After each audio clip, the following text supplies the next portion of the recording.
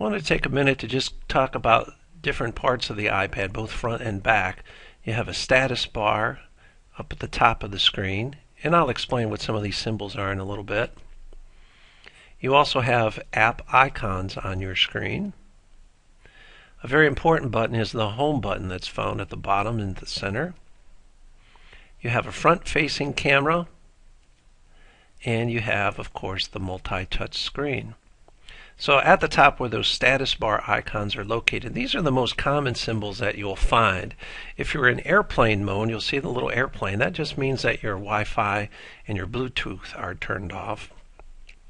Whenever you're connected to a Wi-Fi network, you'll see the Wi-Fi icon. If you're downloading something, if you're loading a page, you'll see the little activity pinwheel circling around.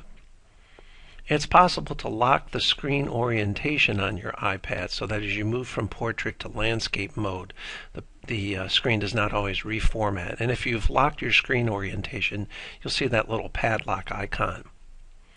The compass arrow means that you have location services turned on. This can be a helpful feature for things like weather apps, for mapping apps, and any other applications that may wish to know your location. You'll also see the battery symbol, and it will tell you how much of a charge you have left on your battery.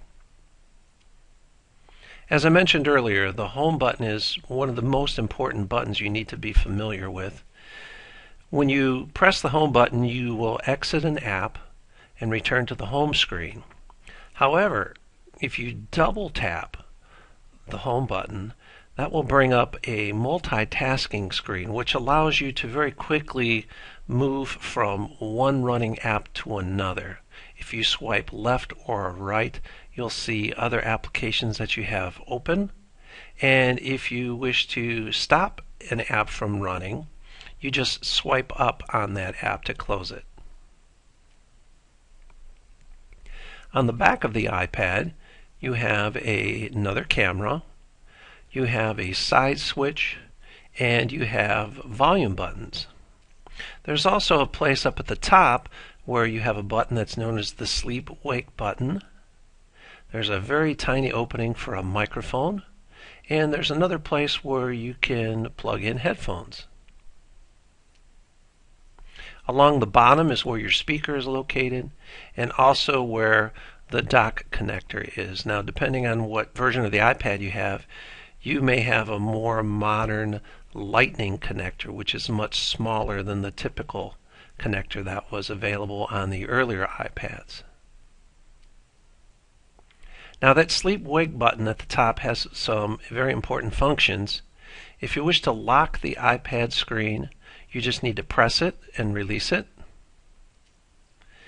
To unlock the iPad screen, you can either press the home button or the sleep-wake button and then drag the slider to unlock your screen. And if you've set a screen lock code, you'll need to enter that also, and I'll explain that a little bit later.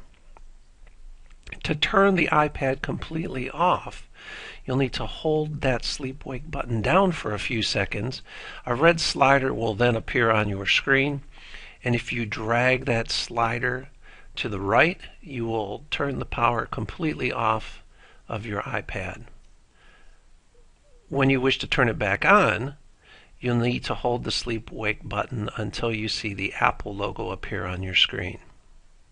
Thanks for watching, and if you have any questions, please feel free to email me, james.dornberg@monroeisd.us.